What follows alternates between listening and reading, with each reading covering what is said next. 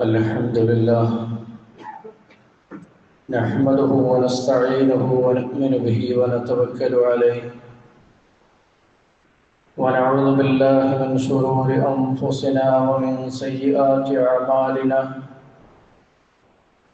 من يهده الله فلا مضل له ومن يضلله فلا هادي له وأشهد أن لا إله إلا الله وحده لا شريك له وأشهد أن محمدًا عبده ورسوله أرسله بالهدى ودين الحق ليظهره على الدين كله وكفى بالله شهيدا اللهم صل على محمد وعلى آل محمد كما صليت على إبراهيم وعلى آل إبراهيم اللهم بارك على محمد وعلى آل محمد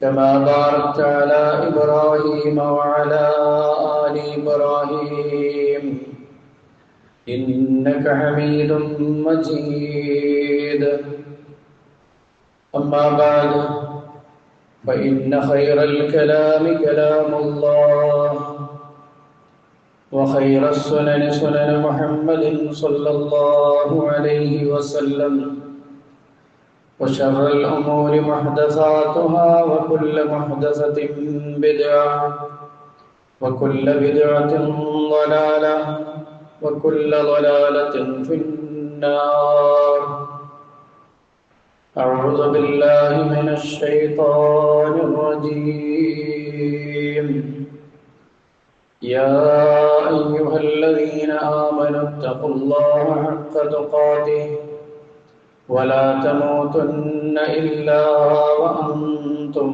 مسلمون يا أيها الذين آمنوا اتقوا الله وقولوا قولا سديدا يصلح لكم أعمالكم ويغفر لكم ذنوبكم ومن يطع الله ورسوله فقد فاز فوزا عظيما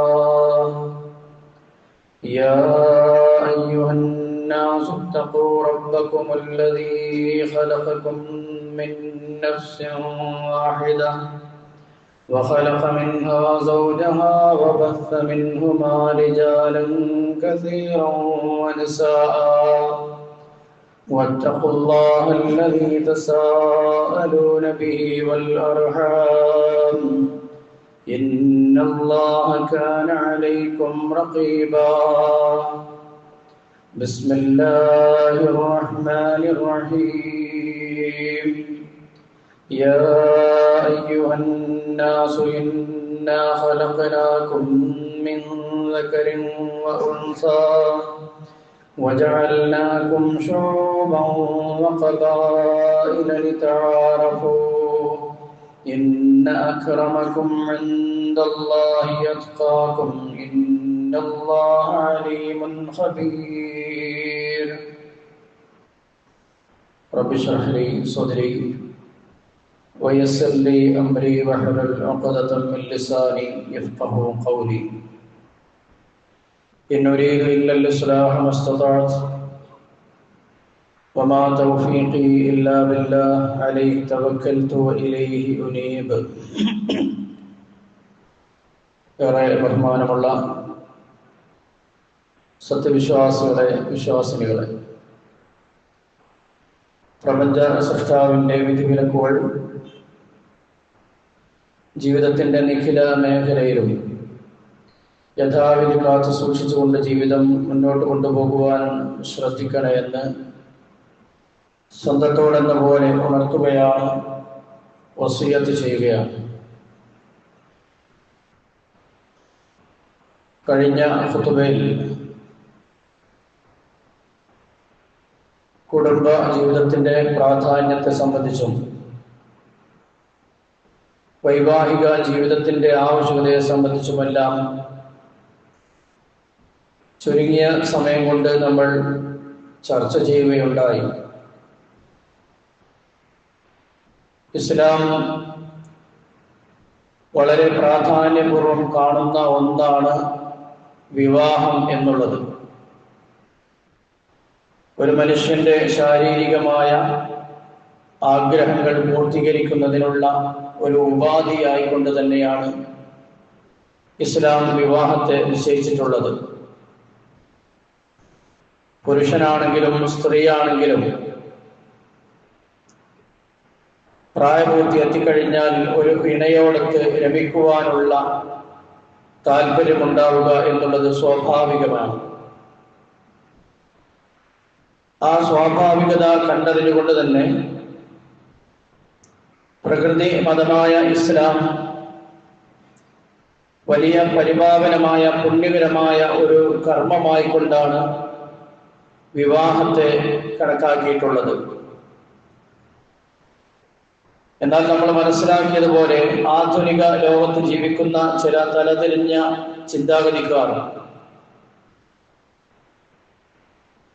ഒരു മനുഷ്യന്റെ ശാരീരികമായ സെക്സ് പൂർത്തിയാകണമെങ്കിൽ വിവാഹമൊന്നും കഴിക്കേണ്ടതില്ല, അതിനുള്ള മറ്റുള്ള മാർഗങ്ങളൊക്കെ മതിയല്ലോ എന്ന് ചിന്തിക്കുന്ന തരത്തിൽ പുതിയ തലമുറകളെ അത്തരം ഉപദേശങ്ങളും നിർദ്ദേശങ്ങളും നൽകിക്കൊണ്ട് പൈശാചികമായ പ്രേരണകൾക്ക് വിധേയരാക്കിക്കൊണ്ട് തെളിച്ചു കൊണ്ടുപോകുന്ന സാഹചര്യം നമ്മുടെ ചുറ്റുപാടുകളിലും കലാലയങ്ങളിലുമൊക്കെ ഉണ്ട് എന്നുള്ളത് വാർത്താ മാധ്യമങ്ങളിൽ നിന്നെല്ലാം നമ്മൾ മനസ്സിലാക്കിയതാണ്. ഈ സന്ദർഭത്തിൽ എൻ്റെ പ്രിയപ്പെട്ട രക്ഷിതാക്കളോട് എനിക്ക് സൂചിപ്പിക്കുവാനുള്ളത്, വളർന്നു വരുന്ന നമ്മുടെ മക്കളുടെ വിഷയത്തിൽ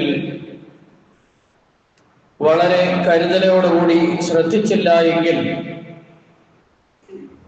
അതിഭയാനകമായ ദുരന്തത്തിലേക്കാണ് നമ്മുടെ പുതിയ തലമുറ എത്തിപ്പെടുക എന്നുള്ളത് ഒരു യാഥാർത്ഥ്യമാണ്. ഈ അടുത്തായിക്കൊണ്ട് ഞാനൊരു യൂട്യൂബറുടെ സംസാരം കേൾക്കുകയുണ്ടായി. അയാൾ കോഴിക്കോട് നിന്നും ബാംഗ്ലൂരിലേക്ക് ഒരു ബസ്സിൽ യാത്ര ചെയ്യുകയാണ്. ആ ബസ്സിൽ 3 പെൺകുട്ടികളും 2 ചെറുപ്പക്കാരുമുണ്ട്. College students ആണവർ. വ്യത്യസ്ത സീറ്റുകളിൽ ആയിക്കൊണ്ടിരുന്നിരുന്ന അവർ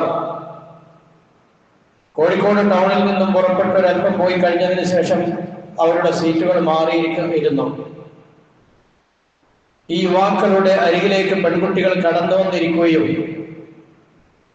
പിന്നീട് മനുഷ്യനോട് പറയാൻ പോലും പറ്റാത്ത തരത്തിലുള്ള കളികളും തമാശകളും, ഒരു ഭാര്യയും ഭർത്താവും തന്റെ ബെഡ്റൂമിൽ എങ്ങനെയൊക്കെ പെരുമാറുമോ ആ രീതിയിലൊക്കെ മറ്റുള്ള യാത്രക്കാരെ പോലും അവഗണിച്ചുകൊണ്ട്, രാത്രിയാണ് യാത്ര, ലൈറ്റുകളെല്ലാം ഓഫാണ്, ഈ രൂപത്തിൽ പെരുമാറുന്ന കാഴ്ച കണ്ട കാര്യം എന്റെ കണ്ണുകൊണ്ട് ഞാൻ കണ്ടു എന്ന് പറഞ്ഞുകൊണ്ട് ഒരു യൂട്യൂബർ പുറത്തുവിടുമ്പോൾ അയാൾ ആ പറഞ്ഞതിന്റെ അവസാന ഭാഗങ്ങളിൽ അയാൾ നമ്മുടെ നാട്ടിൽ നടക്കുന്ന ഇത്തരം കാര്യങ്ങളെ സംബന്ധിച്ച് രക്ഷിതാക്കൾ ശ്രദ്ധിക്കാതെ പോയാൽ, മാതാപിതാക്കൾ ബാംഗ്ലൂരിലും അതുപോലെ തന്നെ മറ്റുള്ള സംസ്ഥാനങ്ങളിലുമൊക്കെ പഠിക്കുന്ന കുട്ടികളെ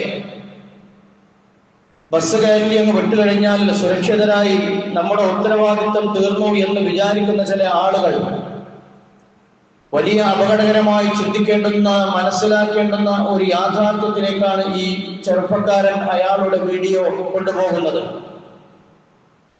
കേവലം ശബ്ദ സന്ദേശമാണെങ്കിലും ശരി, അയാൾ അതിൽ പറയുന്ന കാര്യങ്ങൾ കേട്ടിട്ട് ഒരല്പം ഉടുപ്പുള്ള ഏതൊരു മാതാപിതാക്കളുടെയും അവരുടെ അഭിമാനത്തിന് വ്രണപ്പെടുന്ന തരത്തിലുള്ള കാര്യങ്ങളാണ് പറയുന്നത് എന്ന് പറയുമ്പോൾ, എന്റെ പ്രിയപ്പെട്ട രക്ഷിതാക്കളെ, നമ്മൾ നമ്മുടെ മക്കളെ സംബന്ധിച്ച് വളരെ കരുതലോടുകൂടെ തന്നെ ഇരിക്കണമെന്നാണ് എനിക്ക് നിങ്ങളോട് സൂചിപ്പിക്കുവാനുള്ളത്.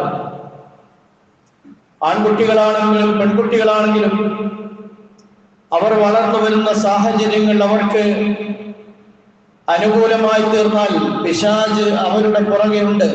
അന്യ ഒരു ആണും ഒരു പെണ്ണും തനിച്ചായാൽ മൂന്നാമതായി അവർക്കിടയിൽ പിശാചുണ്ട് എന്ന് പറഞ്ഞത് ലോകത്തിന്റെ ഗുരുനാഥൻ മുഹമ്മദ് മുസ്തഫ സല്ലല്ലാഹു അലൈഹി വസല്ലമയാണ്.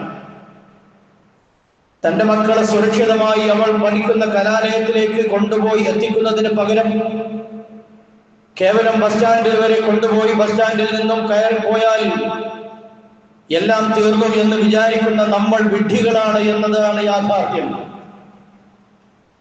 ഇസ്ലാം എന്നും വിലക്കിയിട്ടുള്ള ഒരു അന്യ പുരുഷനും സ്ത്രീയും തനിച്ച് യാത്ര ചെയ്യുക എന്നുള്ളത്, അതിലടങ്ങിയിരിക്കുന്ന അപകടം നമ്മൾ മനസ്സിലാക്കുന്നതിനും അപ്പുറമാണ്.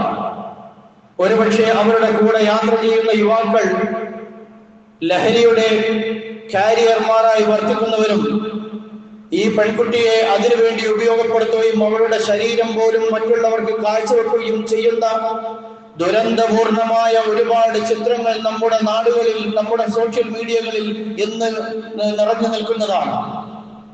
ഇതൊക്കെ അറിഞ്ഞവർക്കും അറിയാത്തതുപോലെ കണ്ണു ചുണ്ടി നടക്കുന്ന നമ്മൾ നമ്മുടെ വീടുകളിലേക്ക് അതിന്റെ ദുരന്ത ഫലം കടന്നു വരുമ്പോ പിന്നീട് വിലപിച്ചിട്ടും കരഞ്ഞിട്ടും കാര്യമുണ്ടാവില്ല എന്നുള്ളത് നമ്മൾ മനസ്സിലാക്കണം. ഈ ഒരു സാഹചര്യത്തിലാണ് പ്രായപൂർത്തിയെത്തിയ പുരുഷനാണെങ്കിലും സ്ത്രീക്കാണെങ്കിലും വിവാഹം എന്നുള്ള മഹത്തായ ഒരു ഇബാദത്ത് അല്ലാഹു സുബ്ഹാനഹു വ തആല തന്റെ അടിമകൾക്കിടയിൽ നിശ്ചയിച്ചിട്ടുള്ളത്. അല്ലാതെ തോന്നിയവർക്ക് തോന്നിയവരോട് പ്രാപിക്കാനുള്ള ലൈസൻസ് അല്ല. ഒരു മനുഷ്യന്റെ ആഗ്രഹ പൂർത്തീകരണത്തിന് ഇസ്ലാം കർശനമായ നിയന്ത്രണമാണ് ഏർപ്പെടുത്തിയിട്ടുള്ളത്. വലാ തഖറബുസ് സിന, നിങ്ങൾ വ്യഭിചാരത്തോട് സമീപിക്കുക പോലും ചെയ്യരുത് എന്നാണ് പറഞ്ഞത്. വ്യഭിചരിക്കരുത് എന്നല്ല ഇസ്ലാമിന്റെ ഭാഷ്യം. മറിച്ച് അതിനുള്ള സാഹചര്യങ്ങൾ പോലും നിങ്ങളുടെ ജീവിതത്തിൽ ഇല്ലാതിരിക്കാൻ നിങ്ങൾ ശ്രദ്ധിക്കണമെന്ന് വിശുദ്ധ ഖുർആൻ നമ്മോട് കൽപ്പിക്കുന്നു. എങ്കിൽ സഹോദരങ്ങളെ, വിവാഹത്തിന്റെ മഹത്വവും പ്രാധാന്യവും ഇസ്ലാം കാണിച്ചു തന്നിട്ടുള്ളത് അതുകൊണ്ട് തന്നെയാണ്. റസൂലുള്ളാഹി സ്വല്ലല്ലാഹു അലൈഹി വസല്ലം വീട്ടിലേക്ക് കടന്നു വന്ന 3 ആളുകളുടെ സംഭവം നമ്മൾ വിവരിക്കുകയുണ്ടായി. അതിലൊരു മനുഷ്യൻ പറഞ്ഞത്, എനിക്ക് ഇബാദത്ത് എടുക്കുന്നതിന് വേണ്ടി എന്റെ കുടുംബജീവിതം ഒരു തടസ്സമാണെങ്കിൽ എനിക്ക് വിവാഹമേ വേണ്ട എന്ന് പറഞ്ഞ ആ മനുഷ്യനോട് റസൂലുള്ളാഹി സ്വല്ലല്ലാഹു അലൈഹി വസല്ലം അയാളെ വീട് വിളിച്ചു വരുത്തിക്കൊണ്ട് തിരുമേനി സ്വല്ലല്ലാഹു അലൈഹി വസല്ലം അല്ലാഹുവിനെ സ്തുതിച്ചുകൊണ്ട് പറഞ്ഞത്, ലാകിന്നി അന ഉസല്ലി വ അനാം, ഞാൻ നമസ്കരിക്കാറുണ്ട്, രാത്രികാലങ്ങളിൽ ഉറങ്ങാറുണ്ട്, വ അസ്ഊമു വ അഫ്തർ, ഐച്ഛികമായ സുന്നത്ത് നോമ്പുകൾ ഞാൻ ധാരാളമായി എടുക്കാറുണ്ട്, നോമ്പ് എടുക്കാതെയുമുണ്ട്, അതസവ്വജു നിസാഅ, ഞാൻ സ്ത്രീകളെ വിവാഹം കഴിക്കാറുണ്ട്, ഫമൻ റഗിബ അൻ സുന്നതി, എന്റെ ചര്യക്ക് വിരുദ്ധമായി ആരെങ്കിലും പ്രവർത്തിച്ചാൽ ഫലൈസ മിന്നി, അവൻ എന്നിൽപ്പെട്ടവനല്ല, അഥവാ മുസൽമാനല്ല. അള്ളാഹുവിനെ ഏറ്റവും കൂടുതൽ ഭയപ്പെടുന്ന പ്രവാചകൻ സല്ലല്ലാഹു അലൈഹി വസല്ലം, ആ റസൂലിനോളം നമ്മൾ എത്ര എത്ര എത്ര എത്ര കർമ്മങ്ങൾ ചെയ്താലും എത്തുകയില്ല എന്നുള്ള ഒരു യാഥാർത്ഥ്യമാണ്. ആ പ്രവാചകനാണ് പറയുന്നത്, എനിക്ക് ഭാര്യമാരുണ്ട്, എനിക്ക് കുടുംബമുണ്ട്, മക്കളുണ്ട്, അതാണ് എന്റെ ചര്യ. പ്രവാചകന്റെ ഈ വാക്കുകൾ കൊള്ളുന്നത് എനിക്ക് കല്യാണം വേണ്ട എന്ന് പറഞ്ഞു നടക്കുന്ന യുവാവാണെങ്കിലും യുവതിയാണെങ്കിലും ഇന്ന് വലിയ ദുരന്തമായിക്കൊണ്ട് പെൺകുട്ടികളുടെ ഭാഗത്തു നിന്നാണ് ഇത്തരം വാക്കുകൾ വരുന്നത്. സത്യത്തില് ഞാൻ ഇന്നലെ ഒരു രക്ഷിതാവുമായി ഇങ്ങനെ സംസാരിക്കുമ്പോൾ വേറെ ചില കാര്യങ്ങൾ പറയുന്ന കൂട്ടത്തില് കല്യാണവുമായി ബന്ധപ്പെട്ട വിഷയം വന്നു. അപ്പൊ ആ രക്ഷിതാവ് പങ്കുവെച്ച ഒരാശങ്ക എന്നോട് പറയുകയാണ്, മൗലവി, സത്യത്തിൽ പെൺകുട്ടികളെല്ലാം കല്യാണം വേണ്ട എന്ന് പറയുന്നത് ഉമ്മമാരാണ്. നിങ്ങളൊന്ന് ചിന്തിച്ചു നോക്ക്. ഒരുപക്ഷെ ഉമ്മമാർക്ക് തന്റെ മക്കൾക്ക് പ്രായപൂർത്തി എത്തിക്കഴിഞ്ഞാൽ, ഒരു +2 ഒക്കെ കഴിഞ്ഞാൽ ഒരു കോഴ്സിന് ചേർത്ത് പിന്നീട് തുടർന്ന് പഠിക്കാൻ അവസരമുള്ള ഒരു ഭർത്താവിന്റെ കൂടെ അവളെ പറഞ്ഞു വിടണമെന്ന് ആഗ്രഹിക്കുന്നവരായിരിക്കും പിതാക്കന്മാർ. പക്ഷെ ഉമ്മമാര് അതിനെ വിലങ്ങ് വെക്കുന്നു. എന്റെ ജീവിതമേ കോളായി, എന്റെ കുട്ടിൻ്റെത് അത് കൊളാക്കാൻ ഞാൻ സമ്മതിക്കൂല. നിങ്ങളെ ജീവിതം കുളത്തിലാണ് കിടക്കുന്നത്. ഇത് പറയുന്ന ഉമ്മമാരെ നിങ്ങൾ ചിന്തിക്കണം. അള്ളാഹുവാണ് നിങ്ങൾക്ക് കണക്കാക്കി ഒരു വരണം തന്നത്. നിങ്ങളുടെ മാതാപിതാക്കൾ അതിനൊരു കാരണക്കാരായി എന്ന് മാത്രം. നിങ്ങൾ നിങ്ങളുടെ ഭർത്താവിന്റെ കൂടെ ജീവിക്കുന്നുണ്ടെങ്കിൽ ആ ഭർത്താവിനെയാണ് നിങ്ങൾക്ക് വരനായി ഈ ദുനിയാവിൽ അല്ലാഹു സുബ്ഹാനഹു വ തആല ആക്കി തന്നിട്ടുള്ളത്. അതിൽ ക്ഷമിക്കുകയും സഹിക്കുകയും കുടുംബജീവിതത്തിന്റെ പ്രയാസങ്ങളും ബുദ്ധിമുട്ടുകളും സഹിച്ചു ക്ഷമിച്ച് പരസ്പരം മനസ്സിലാക്കി ഒത്തൊരുമയോടുകൂടി ജീവിക്കുമ്പോഴാണ് ഒരു കുടുംബം സുന്ദരമായി തീരുന്നത്.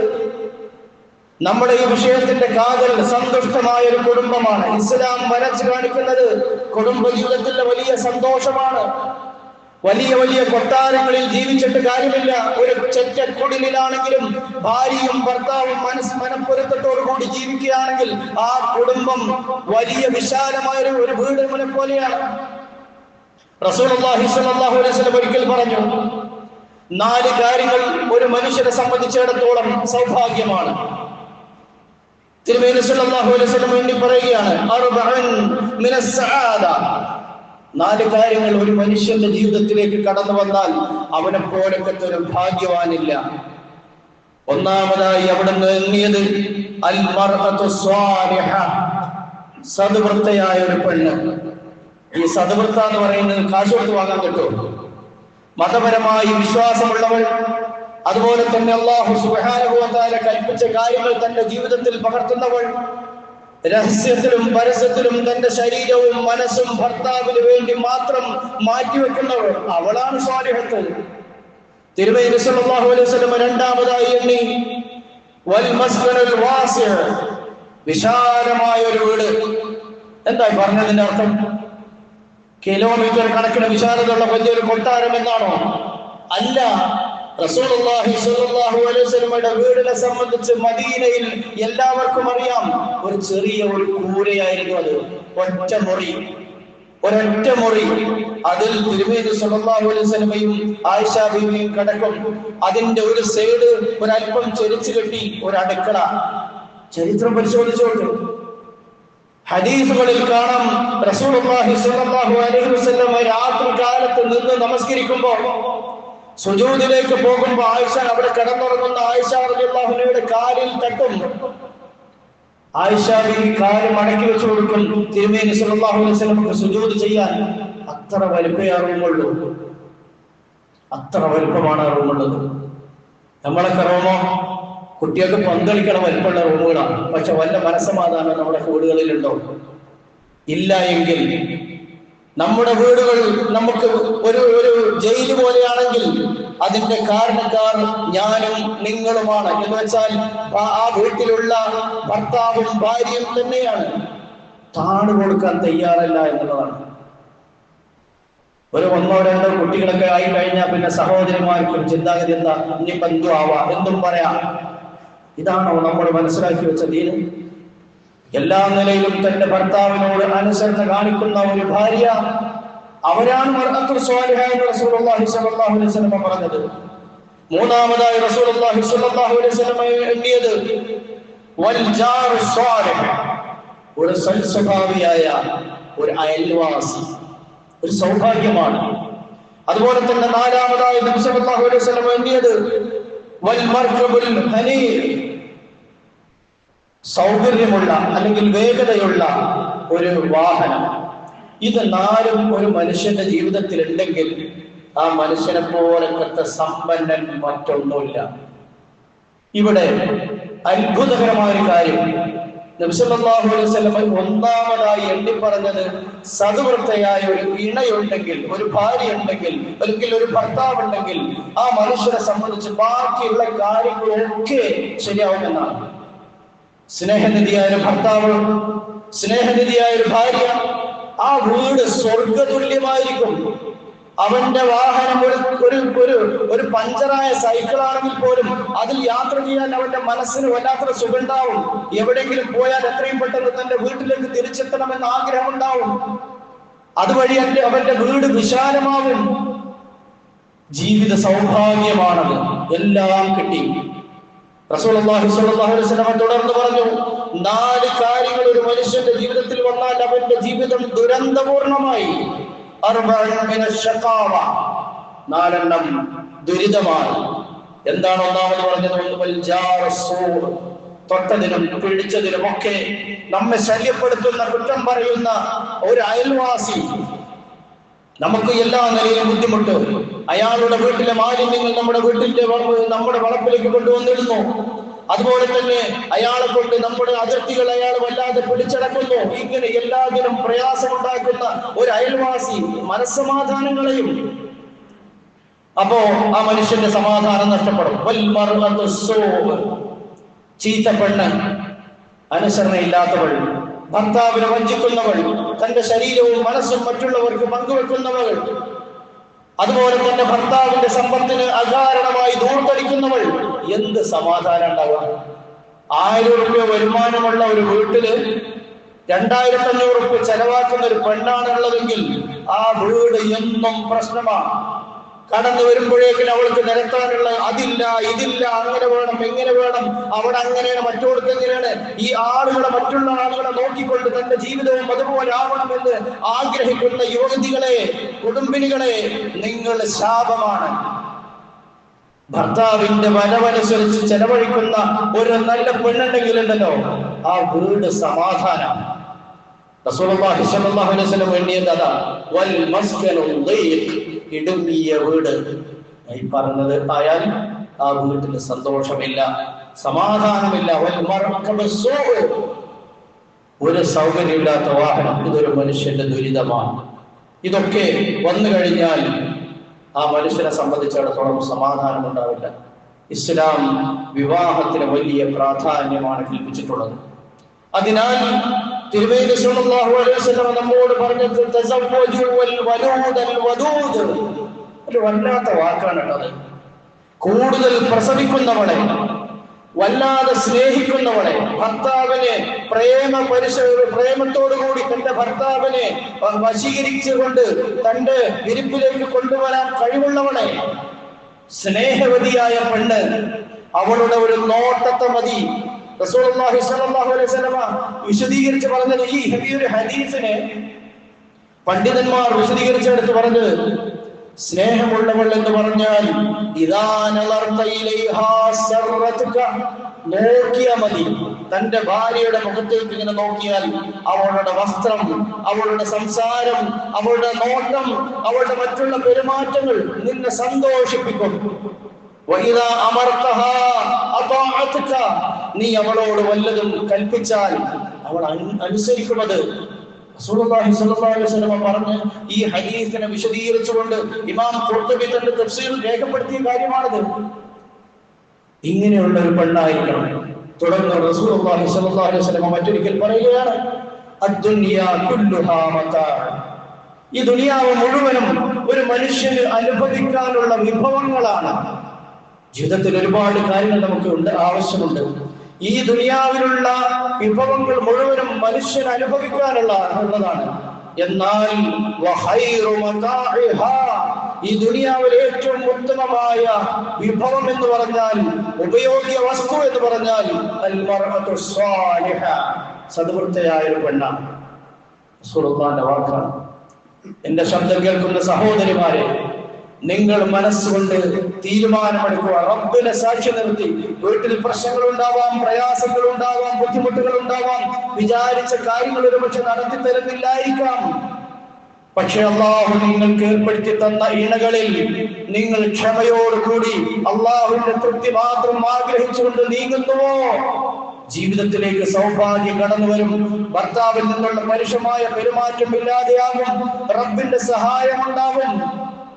ആ വീട്ടിൽ ശാന്തിയും സമാധാനവും, അവരുടെ ജീവിതം മുഴുവനും വിശാലത നിറഞ്ഞതാവും. ഇത് അല്ലാഹു സുബ്ഹാനഹു വ തആല നമുക്ക് നൽകുന്ന വാഗ്ദാനമാണ്. അതുകൊണ്ട് തന്നെ ഈ ഒരു കുടുംബം എന്ന് പറയുന്നത് നമുക്ക് കെട്ടിപ്പടുക്കാൻ സാധിക്കുക വിവാഹ ബന്ധത്തിലൂടെയാണ്. അതിന് പ്രാധാന്യം നൽകണമെന്നാണ് തിരുമേനി സല്ലല്ലാഹു അലൈഹി വസല്ലം ഒരിക്കൽ പറഞ്ഞത്, ഇദാ തസവ്വജൽ അബ്ദു ഫഖദ് ഇസ്തക്മല നിസ്ഫുദ്ദീൻ ഫല്യത്തഖില്ലാഹ ഫിസ്ഫിൻ നിസ്ഫിൽ ബാഖി. ഒരു മനുഷ്യൻ കല്യാണം കഴിക്കുന്നതോടെ, ആണാവട്ടെ പെണ്ണാവട്ടെ, വിവാഹം കഴിക്കുന്നതോടുകൂടി അയാളുടെ മതത്തിന്റെ പകുതി അയാൾ നേടിയെടുത്തു എന്നാണ്. വിവാഹം കഴിഞ്ഞാൽ ആ മനുഷ്യന്റെ ഈമാനിന്റെ ഇസ്ലാമിന്റെ പകുതിയും പൂർണ്ണമായി. ബാക്കി വരുന്ന പകുതിയിൽ അവൻ അല്ലാഹുവിനെ സൂക്ഷിച്ചുകൊണ്ട് നമസ്കാരങ്ങളും നോമ്പുകളും മറ്റുള്ള സൽക്കർമ്മങ്ങളിലൂടെ അവൻ മുന്നേറിക്കൊണ്ട് വിജയം വരിക്കാൻ ശ്രദ്ധിക്കണമെന്നാണ് റസൂലുള്ളാഹി സ്വല്ലല്ലാഹു അലൈഹി വസല്ലം നമുക്ക് പഠിപ്പിച്ചു തരുന്നത്. സഹോദരങ്ങളെ, വിശാലമായ വിഷയമാണ്. ധാരാളമായി ഇതുമായി ബന്ധപ്പെട്ടുകൊണ്ട് നമ്മൾ മനസ്സിലാക്കണം, ഇസ്ലാമിൽ വലിയ പരിപാവനമായ പുണ്യകരമായ വിവാഹത്തെ എതിർക്കുന്ന ആളുകൾ, അതുപോലെ തന്നെ അള്ളാഹുവും റസൂലും നമ്മോട് കൽപ്പിച്ച ഒരു കാര്യത്തിന് വിരുദ്ധമായി നീങ്ങുന്ന ആളുകൾ, അവർ അള്ളാഹുവിനോടും പ്രവാചകനോടുമാണ് യുദ്ധം പ്രഖ്യാപനം നടത്തിയിട്ടുള്ളത്. ചരിത്രത്തിൽ ഒരു കഥയുണ്ട്. സുലൈദ് ബിൻ ഹബീബ് എന്ന് പറഞ്ഞ ഒരു മനുഷ്യൻ, ജുലൈബീബ് എന്ന് പറയുന്ന ഒരു മനുഷ്യൻ, അതാണ് അദ്ദേഹത്തിന്റെ പേര്. കാണാൻ ഒരു സൗന്ദര്യവുമില്ല, മുഖത്ത് വസൂരി പോലെയുള്ള കുരുക്കളുള്ള ഒരാള്, പുറമൊരൽപ്പം കൂനുള്ള ഒരു വ്യക്തി, ജുലൈബീബ് റളിയല്ലാഹു അൻഹു. ഒരാളും ആര് കണ്ടു കഴിഞ്ഞാലും അദ്ദേഹത്തിന് ഒരു പെണ്ണ് കൊടുക്കുന്ന ചിന്തിക്കുക പോലും ചെയ്യില്ല. കാണാൻ ഒരു വിരൂപനായ മനുഷ്യൻ. അള്ളാഹുവിന്റെ റസൂലിന്റെ പള്ളിയിൽ ഇങ്ങനെ ഇരിക്കുകയാണ്. ആളുകളൊക്കെ പള്ളിയിൽ നിന്ന് പിരിഞ്ഞു പോയിട്ടുണ്ട്, അദ്ദേഹം അവിടെ ഇരിക്കുകയാണ്. റസൂലുള്ളാഹി സ്വല്ലല്ലാഹു അലൈഹി വസല്ലം ജുലൈബീബിനെ നോക്കി അടുത്തേക്ക് വിളിച്ചു. എന്താണ് ജുലൈബീബ്, എങ്ങനെ തനിച്ച് കഴിഞ്ഞു കൂടിയാൽ മതിയോ, ഒരു കല്യാണമൊക്കെ കഴിക്കണ്ടേ എന്ന് റസൂലുള്ള ചോദിക്കുകയാണ്. ഒരു കുടുംബജീവിതം വേണ്ടേ നിനക്ക്? അതിന് അദ്ദേഹം നൽകിയ മറുപടി, അല്ലാഹുവിന്റെ റസൂലേ, എനിക്ക് ആഗ്രഹമുണ്ട്, ഞാനൊരു മനുഷ്യനാണല്ലോ, പക്ഷെ ആര് തരും എനിക്ക് പെണ്ണ്? എന്നെ ഇഷ്ടപ്പെടുന്ന ഒരു പെൺകുട്ടി ഭൂമിയിലുണ്ടോ? എന്റെ മുഖം അങ്ങക്ക് കണ്ടുകൂടെ? എന്റെ നിറം കണ്ടുകൂടെ? കാണാൻ സൗന്ദര്യമില്ലാത്തവൻ, വൈകല്യമുള്ളവൻ, പുറത്ത് കൂനുണ്ട്, ഒരു നിലക്കും മാർക്കും താല്പര്യമില്ലാത്ത ഒരു രൂപത്തിലുള്ള ഒരു മനുഷ്യൻ, ആ മനുഷ്യനോട് ചോദിക്കുകയാണ് ഒരു കല്യാണം കഴിക്കണ്ടേ? റസൂലുള്ളാഹി സ്വല്ലല്ലാഹു അലൈഹി വസല്ലം ഒരു കുടുംബത്തിന്റെ പേര് പറഞ്ഞു, മദീനക്ക് പുറത്തുള്ള. അവിടെ ചെന്ന് ആ വീട്ടിന്റെ ഉടമസ്ഥനോട് നീ ചെന്ന് പറ, അള്ളാഹിന്റെ റസൂല് നിങ്ങളുടെ മകളെ എനിക്ക് കല്യാണത്തിൽ ചെയ്തു തരാൻ ആവശ്യപ്പെട്ടിട്ടുണ്ട് എന്ന് പറഞ്ഞു. റസൂലുള്ളാഹിയാണ് പറഞ്ഞത്. ഉടനെ അതുപോലെ അനുസരിച്ചു. ആ വീട്ടിൽ ചെന്നു. ഞാൻ നബി സല്ലല്ലാഹു അലൈഹി വസല്ലം പറഞ്ഞിട്ട് വന്നതാണ് എന്ന് പറഞ്ഞപ്പോൾ കയറിയിരിക്കാൻ ആവശ്യപ്പെട്ടു. ജുലൈബീബ് റളിയല്ലാഹു അൻഹു കയറിയിരിക്കാൻ ആവശ്യപ്പെട്ട സംസാരം മധ്യേ വന്ന കാര്യം അന്വേഷിച്ചു കുടുംബനാഥൻ. നിങ്ങളുടെ മകളെ എനിക്ക് കെട്ടിച്ചു തരാൻ വേണ്ടി അള്ളാഹിന്റെ റസൂല് പറഞ്ഞിട്ടുണ്ട് എന്ന് പറഞ്ഞപ്പോൾ ഈ മനുഷ്യന്റെ മുഖം മാറി. അയാൾ ചോദിച്ചു, നിനക്ക് എന്ത് അർഹതയുണ്ട്? സമ്പത്ത് ഇല്ല, സൗന്ദര്യമില്ല, വൈകല്യമുള്ള വ്യക്തി, എന്റെ മകളെ ഞാൻ എന്ത് കണ്ടിട്ടാ നിനക്ക് കല്യാണം കഴിച്ചു തരാം? അയാൾക്ക് അങ്ങനെയാണ് ചോദിക്കാൻ തോന്നിയത്, ഏത് പിതാവും ചോദിക്കും പോലെ. പക്ഷേ ഈ വാപ്പ പറയുന്നത് കേട്ടേക്കുന്ന അകത്തു നിന്നും ഒരു ശബ്ദം, ഇയാളുടെ മകളുടെ